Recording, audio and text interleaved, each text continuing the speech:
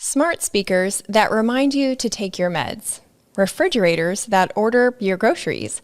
Cars that drive you. As we advance our tech, scenes from Jurassic Park, the first one and the best one, by the way, play through our heads as we silently wonder, we could, but should we? My next guest has an undergraduate degree in ecology, behavior, and evolution from UC San Diego, and a graduate degree in journalism at NYU's Science, Health, and Environmental Reporting program. They're the creator of a podcast network that demystifies the future. Were recently featured on Netflix's The Future of Everything, and a writer who explores how humans tangle with science and tech. And today, we're going to explore the future, specifically future tech, AI, smart cities, and digital ethics. Futurologist, curiously creative, the seriously not serious, Rose Eveleth. Thank you for being here. Thanks for having me. That was such an intro. Wow. Well, thank you very much. I was reading your book, which I have to show it for those of the people that are watching this episode. I love it so much. I was reading it over the weekend, and my husband comes in, and he looks over my shoulder. He goes, "Are you reading a comic book?" I think he got a little excited.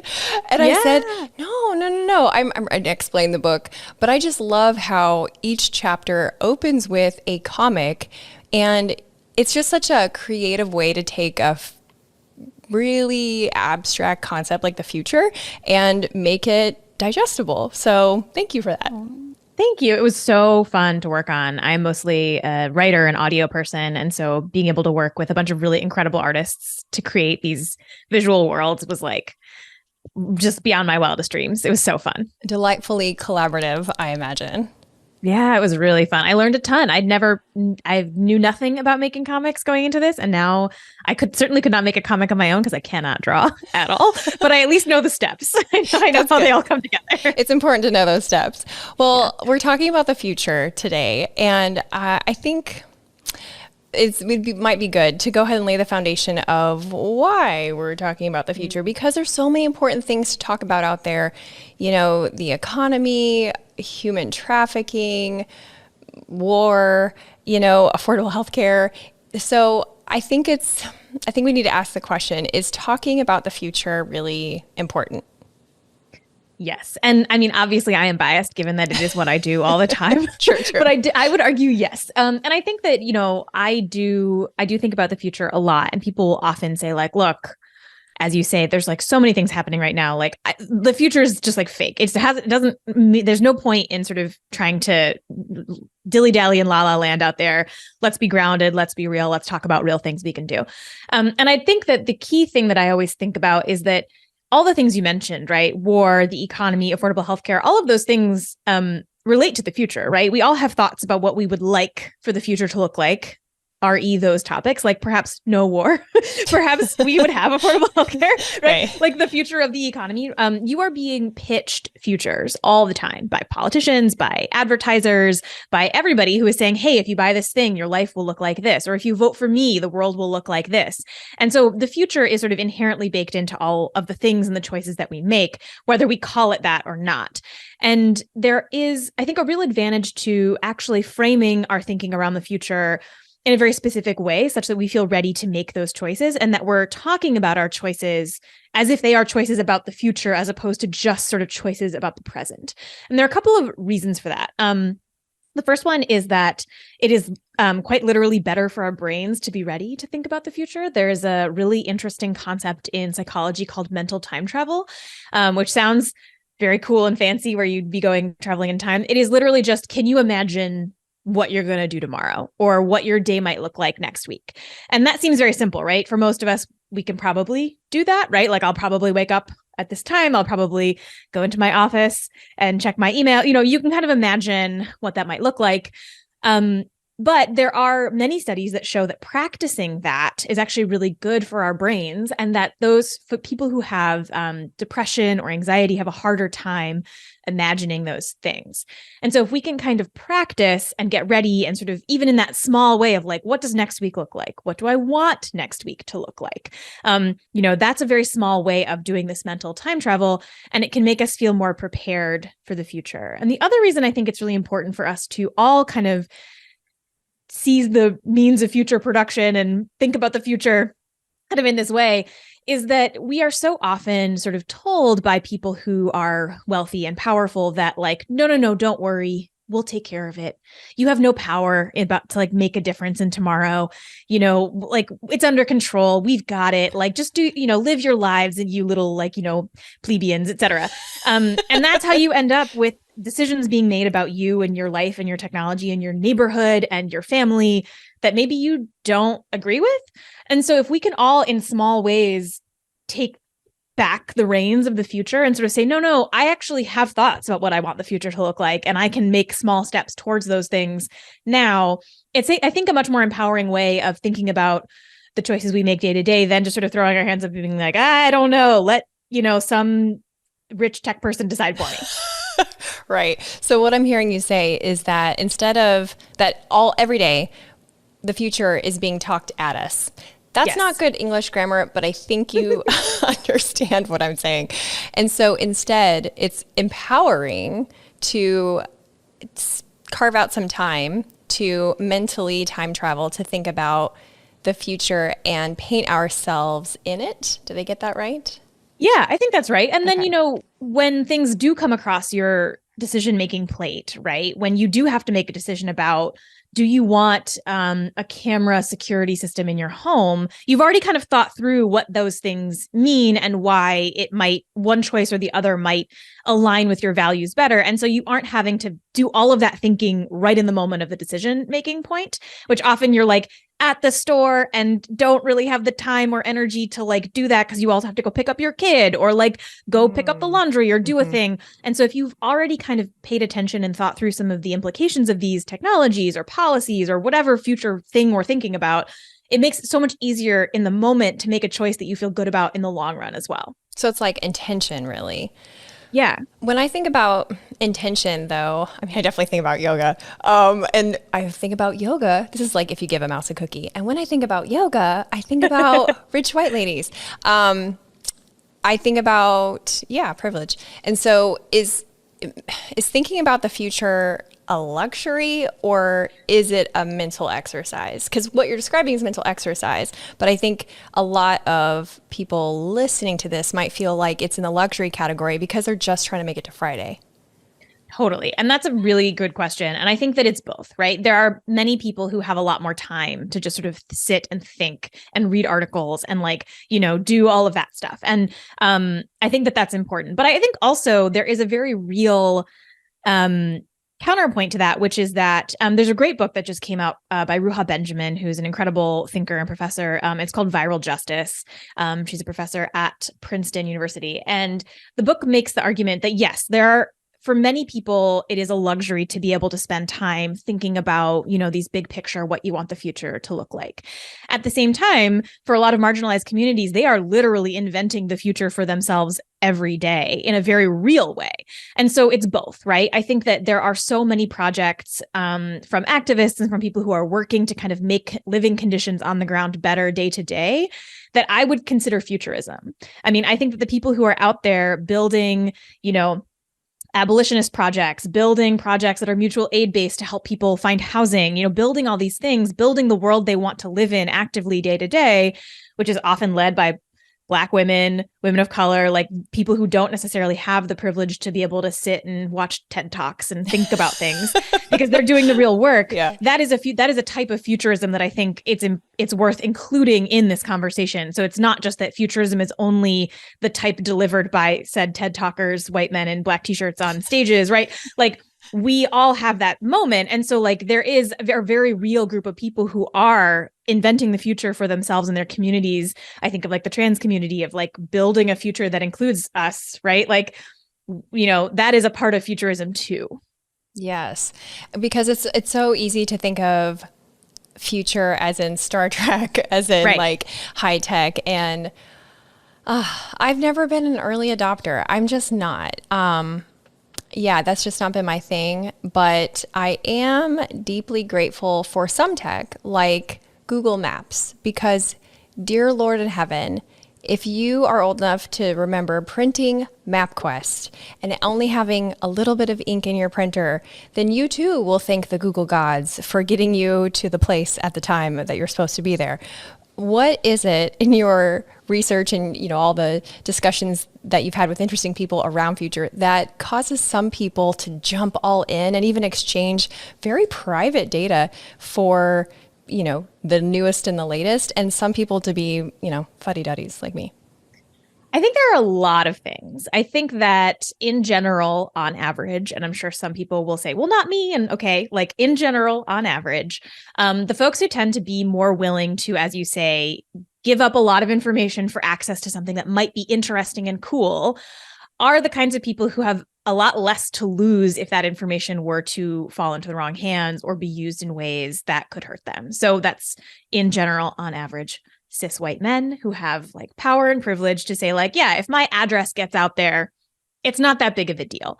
Whereas if you are, as we sort of in the members of the marginalized communities we talked about earlier, if you are a person whose address is actually a sensitive piece of information, you're maybe less likely to like jump in with both feet. I think also I always really try and reframe the idea. I get told a lot, oh, you're so negative, you must hate technology. Because I'm often asking these questions of like, do we need that? Is that worth, the cost? Like, what are some of the ethical questions? And like, if I hated technology, I wouldn't spend my entire life like working and thinking about I'm having such a hard time of anyone calling you negative. Like, I mean, we haven't really met like in person, but I've properly cyberstalked you, and you are not negative. You are very positive. I do say, I feel like a lot of my work is sort of questioning whether a lot of these pieces of technology are worth it. And there are tech people who will be like, well, why are you such a naysayer? Why not like, let's just see what happens, And I think that's a very easy thing to say if you have, again, power and privilege.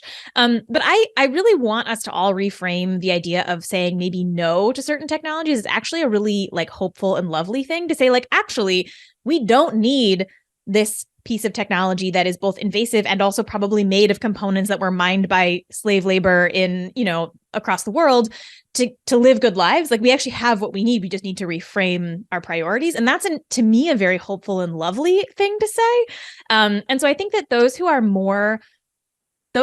are some studies that look at this, and it's relatively inconclusive because there's so many different types of people who may or may not be interested in technology. But there's some interesting work around people who have really strong interpersonal connections and really strong community actually tend to be less likely to want to spend a lot of their time trying to dive into the next gadget, because like the thing that technology, that excitement, that serotonin burst, that kind of like access to something new and interesting is sort of provided to them by their friends and family and hobbies of other kinds, right? So it's sort of a question. And, I think that I've been playing a lot around with, AI image generation techniques, right? Like I love to dive into these weird technologies.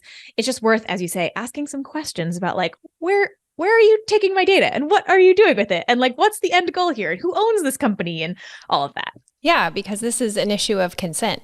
Because if you you being like some company, automatically collects the data of everyone who utilizes, say, Wi-Fi, then what is that informed consent that do you know that you're giving up your data when you connect to said Wi-Fi?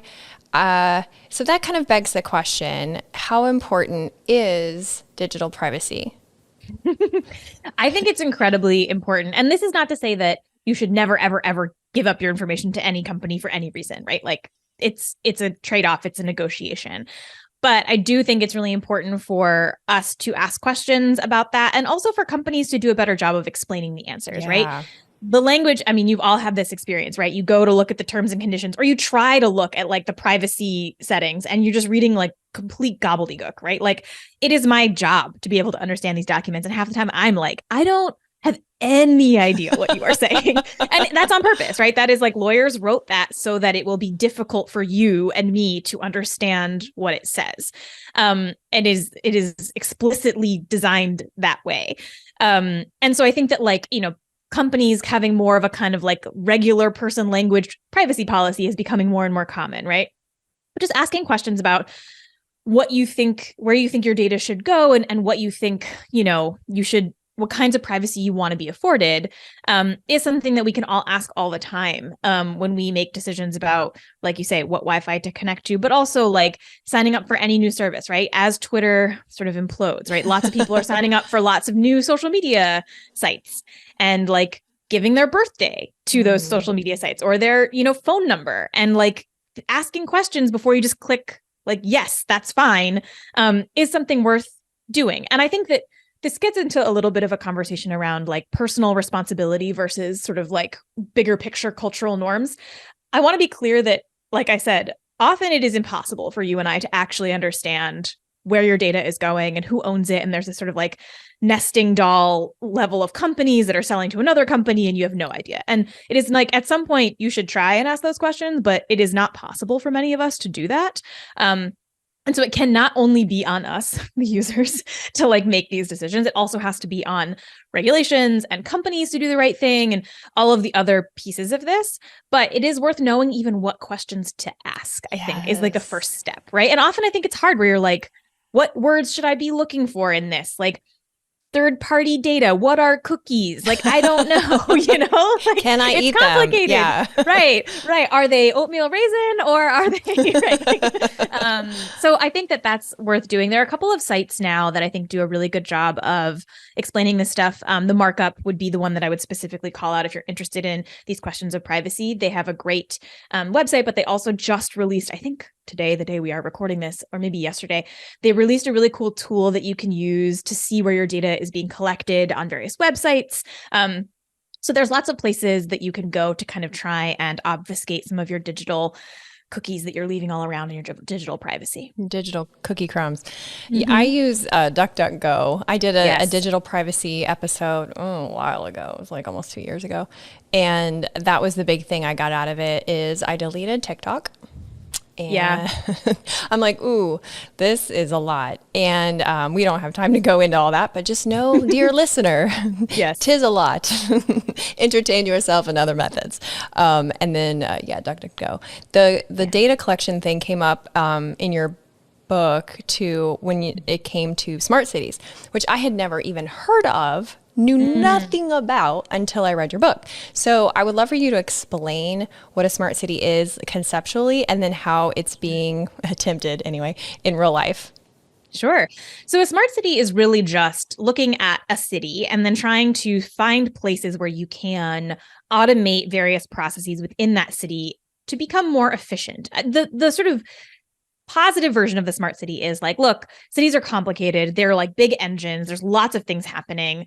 And if we can find places where we can make it easier to make it more efficient or better for people, we should try to do that.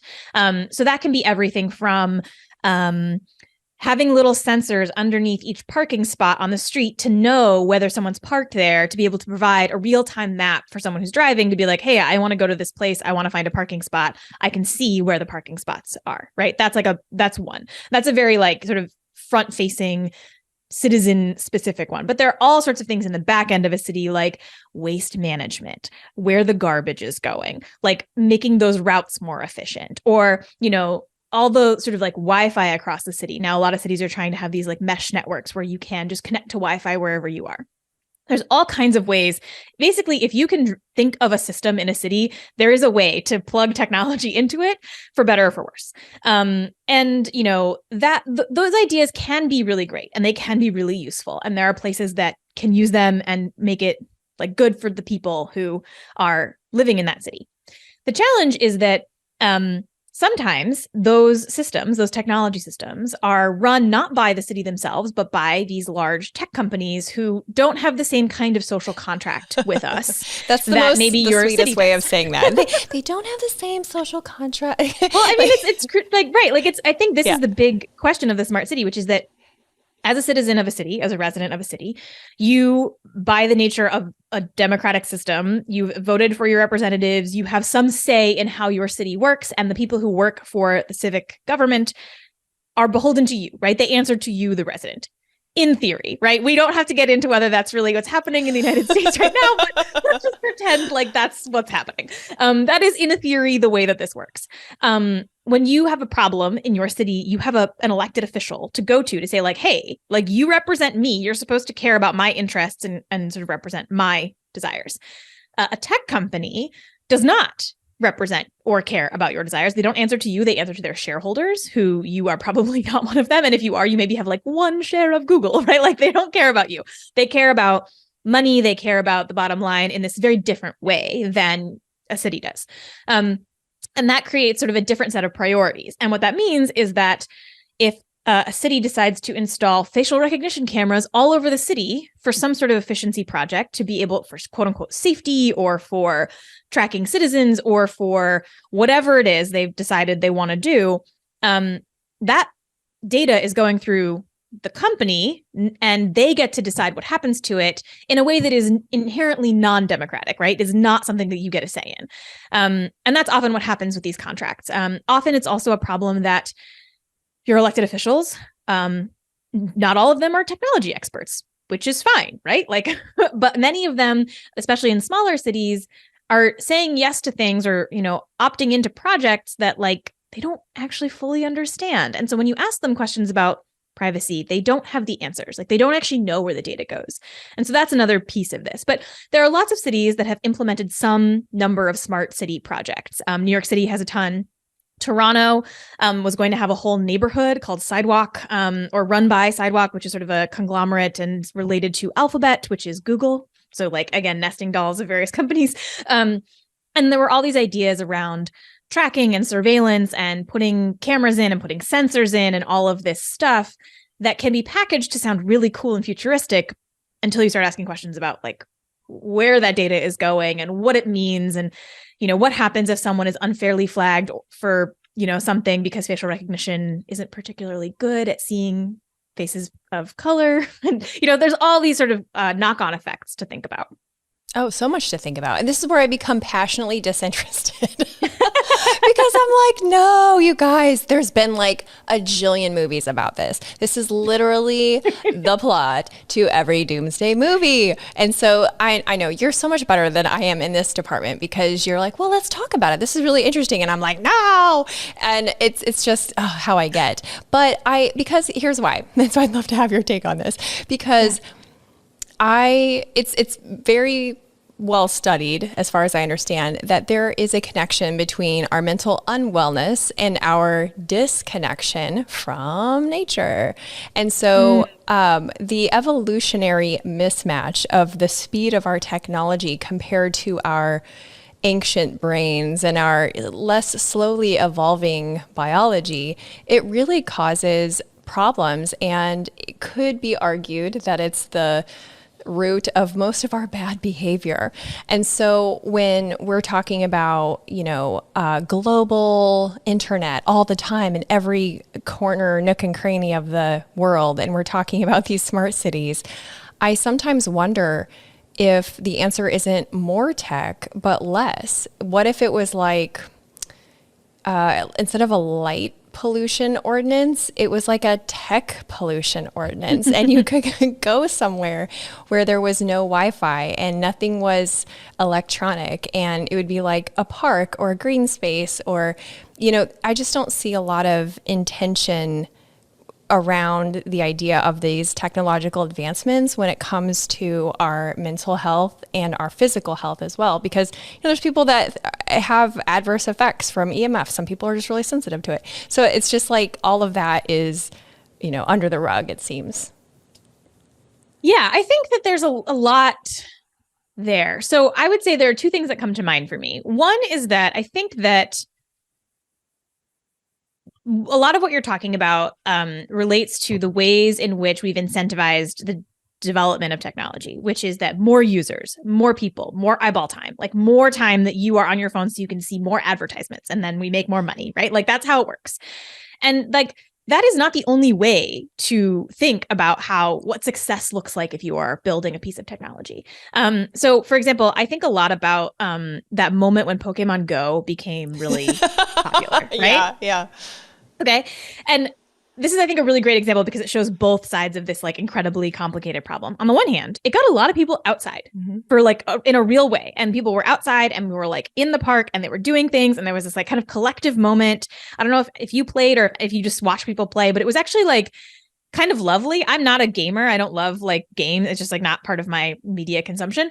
But to watch people who've never met before being in a park and like having this moment where they like become friends because they're both like hunting the Snorlax that's in the park is like incredibly endearing, right? It's lovely. I agree. And it's getting people outside. There are apps like iNaturalist or Merlin, right, that are like made for helping you identify the birds that you're hearing and seeing, helping you identify the animals that you're seeing. So I don't think it's necessarily true that it is inherently like technology and nature and being outside are inherently at odds all the time. It's about our incentive structures. The opposite is also true in the sense that, going back to the Pokemon Go example, here's an app made by a company called Niantic, and their very explicitly stated goal is that they were using all of us, as those of us who were playing Pokemon Go. They really want to build an incredibly detailed millimeter by millimeter map of the world so that they can then put things onto it via AR technology, things like that. And so you were out there gathering data for this private company about what the world looks like so it can then create other products that it will sell. I had no idea.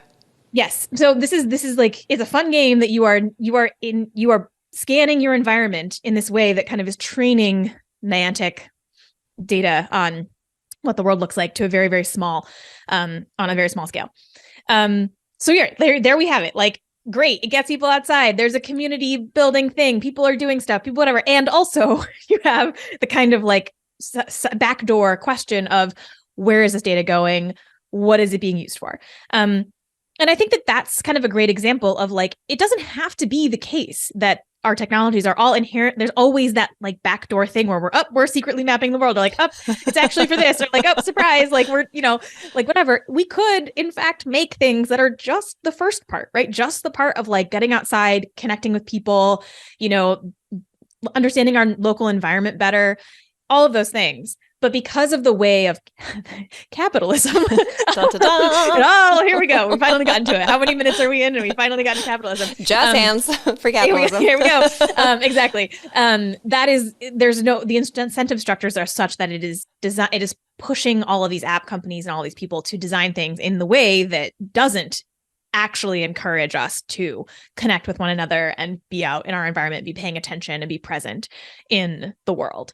And so I think this is like why I spend a lot of time. I spend my time thinking about technology is because like the potential is there, right? It's totally possible for this to actually be like really great. And yet, right? Like so it sort of feels like you can see examples of technologies that can actually help at all trails, right? Yeah. Getting people outside, right? There's lots of apps like that you could point to where like, if it was more like this, if we were really, Merlin is run by, I believe, or I can't remember if it's eBird or Merlin is run by the Cornell Lab of Ornithology, right? It's like a bird researcher group that has created this app. And so they're not beholden to the same exact kinds of capitalistic pressures around app development. And so I think that that's a thing I'd like to see is like more and more developers sort of trying to find ways to create apps where maybe the goal isn't just like maximum eyeball time, right? The goal is something else. But it's hard to do that when that's what pays the bills, right? And so I think that's where we start to ask questions around economic structures and incentives and what we actually want when we look at our technology, because it's totally possible for it to be doing that thing that we want. We just have to kind of like force the issue on the economic side. Sticky. It's like, I always have food analogies. It's like a, plate of spaghetti that's been sitting out overnight. With no sauce. You pick it up and it's just like a big old mess. That's how I feel about it. I think that is the food version of that. Well, let's talk about artificial intelligence, shall we? Yeah, why not? Why not? Okay, so in September of 2022, Google fired a software engineer who claimed that some of the robots that they had, the AI, was sentient.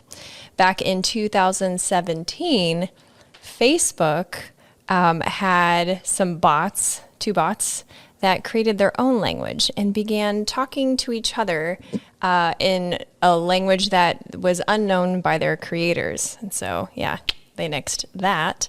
And there's some more recent examples as well, but it's stirred up a lot of conversation about what is sentient. So I would love for you to answer that question if you can. What do you think sentient is?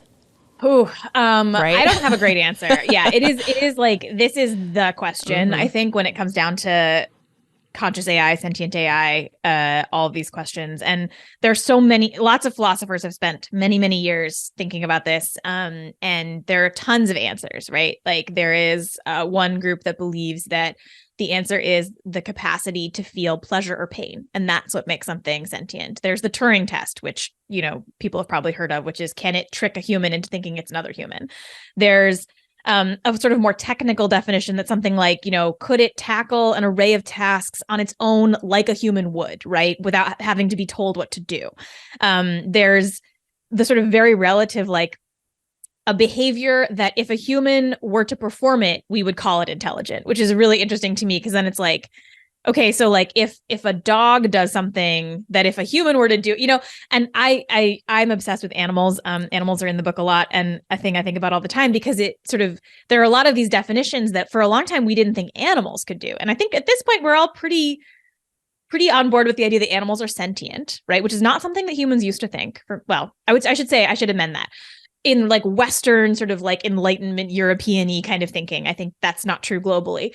But in sort of the like classic Western philosophy, it wasn't until relatively recently that we thought animals could feel pain, could feel pleasure, had like thoughts or inner lives of their own. There are still people today who believe that you cannot say that animals have personalities, which I think is a really interesting thing, and I vehemently disagree with. The squirrels in my front yard have personalities, and different ones. And we know, exactly. Oh, that's that one. And that squirrel is da-da-da-da because it always da-da-da-da, but the other ones don't. Yeah. Exactly. And I think that like, it's sort of, one of the things that I find really interesting about these conversations is they sort of force us to ask the big question of like, what makes humans different? It does anything? Like, are we actually different, or are we just like another animal that has its own weird set of things that we do? Which is a question I'm fascinated by. And so this is, I think, the question of these sentient AI systems or claims is like, since nobody can agree on what that means, it's really hard to say if something is sentient, because we don't have a shared definition of what that means, even among living things, right? Even among like many of the things that we say for an AI, certain animals would not pass the test. And so like, does that mean something to us, right? Like if a krill, which is like an animal that is the base of the food chain, the most important animal in the world, in my opinion. I have a big krill tattoo. Oh my gosh, that's so cool. They're the best. They could not do some of the things that we are saying, that we would want a sentient AI to do. So are we now saying that like krill are not sentient? Is that something we feel comfortable saying? There's lots of, I think, sticky questions here. I think that it's also very easy. There are two kinds of people who like to think about sentient AI. There are people who get really into this philosophical question, who are like, this is like, they love that like sticky kind of like, what does it mean to be alive kind of stuff. It's the spaghetti. Yeah, exactly. Like double rainbow.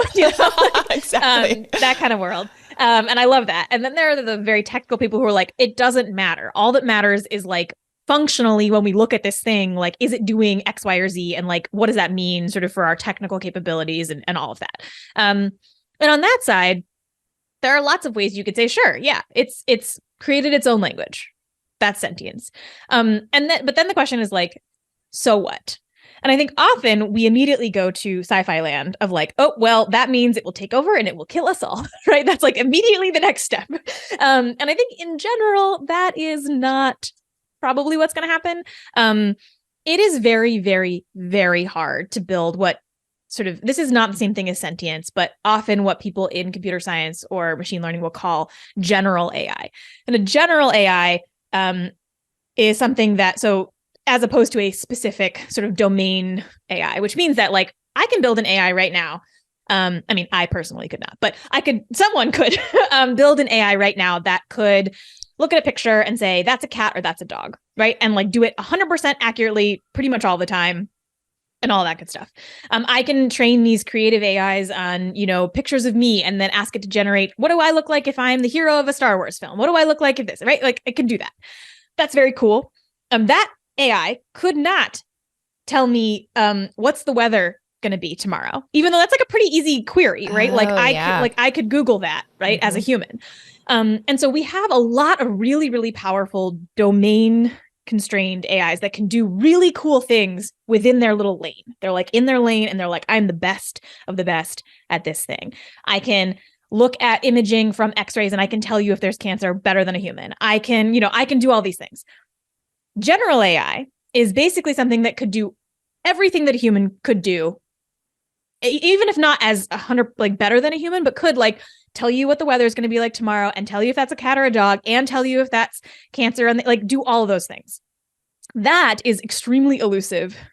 Depending on who you ask, probably not going to happen in our lifetime. But really, humans really aren't even hard. like that. Like humans have specialties. So yeah. Sure. Right. But I mean, in general, like, how you would, the humans are made to do lots and lots and lots of things. We can do a lot of things. We understand how to kind of like do tons of stuff.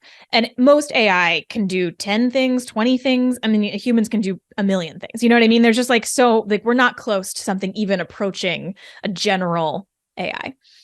Even those conversational AIs, right? The two AI that had their own language. Great. They couldn't do anything else. All they could do is talk to each other, be friends with each other. Right. Which is great for them. I love that for them, lovely. But like, you know what I mean? Like, it's not the same. We're not talking about the same thing. Right. And so I think that's where I find I fall into the camp, and not everyone agrees with this, but my personal opinion is that it is totally possible for us to develop an AI that functionally acts as sentient as a human does. We're not close. We haven't gotten close to it. I think it is theoretically possible, but we're not anywhere near it. And I think that's where I sort of fall. There are people who believe it's never possible. That's just not a thing we can do. There are people who believe it's already here. I'm kind of in that middle camp. And I think that that's sort of like a fun thing to think about. But like for the average person, like whether or not AI has become sentient is like not a salient question. Like sort of going back to your like earlier point, like what's the point of thinking about the future? What things should I pay attention to? There are a million things to pay attention to. Frankly, like whether an AI has become sentient is very, very low on my list of things I would want people to pay attention to when it comes to the future versus like the AIs, the domain constrained AIs that are in your life right now.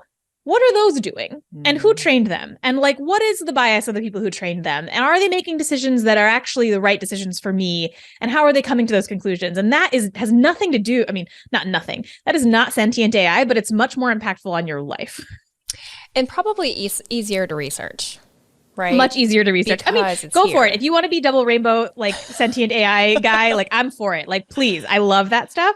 But if you're like, I have 15 minutes, tell me like what to worry about. Yeah. It's not sentient AI. Yeah, exactly. And I do like, that earlier you were mentioning, saying no is actually an okay thing. Because it's like, people default to yes when it comes to new tech because there's status a little bit, and, a smart speaker, like we don't have a single smart speaker. I will never have a smart house or a smart refrigerator. Like I'm just going to say no to those things. Yeah. And, so I appreciate people like you who are asking these questions because more so you hear people talking at you about why you need these things. And even your friends, I have the latest iPhone, I'm like, dude, you just didn't you have a new phone like 8 months ago? Did you really need another new phone? And without thinking of the consequences of, okay, like you said, where did that tech come from? How is it collected? How is it sourced? And so it's important to have futurologists like yourself. I love that word so much. I think it's just dorky. I know, but I like it because of the dork factor for sure. But I like it because I'm a question asker, and I think question asking is if it were an animal, it'd be endangered. Yeah. So I appreciate you so much. Can you tell people where they can keep in touch with you, your future projects? See what I did there? And social media and stuff. Sure. So it feels sort of like a weird thing to be like, find me on Twitter. Who can say whether that will be a thing? But I'm basically the same username on almost every social media thing. So I'm pretty easy to find. And I'm just my name, Rose Eveleth, but with one E. So Roseveleth. I'm also the only Rose Eveleth on the planet Earth. So if you Google my name, it will come up for better or for worse. Like you're going to find it all. I am on Twitter. I am on the Instagram. I just started a Tumblr because I'm like, what do I do after Twitter? What's going to happen? And then I'm also on Mastodon, which who knows how long that will be for this world. But, I've been there since like 2018 and it's actually a fun, smaller community. Speaking of asking questions about your data, Mastodon is actually, I think, a cool model for a more sort of like user-owned collaborative social media site. Not for everybody, but can be very nice. But yes, and so you can get my book wherever books are sold. I also have a copy of it. And you can listen to Flash Forward, the podcast, wherever you are listening to this podcast here that you're listening to now. And what am I doing next year? So Flash Forward, my show has ended. And I am in the process of kind of figuring out what's next for me, man. And I think I'm going to sort of go into my little chrysalis phase and like cocoon a bit and see what's going to happen next. But we'll see. We'll see. Well, I'm excited to see what happens. Thank you for having this really fun and amazing chat with me today. Thanks for having me. This is fun. Hey, you're still here. That's awesome. I hope to see you next week too. I talk with the most interesting people that you've probably never heard of. Most of them are paradoxical and bring an opportunity for you to grow as a person. So if you like bright, meaningful entertainment, be sure to subscribe and hit the bell for notifications.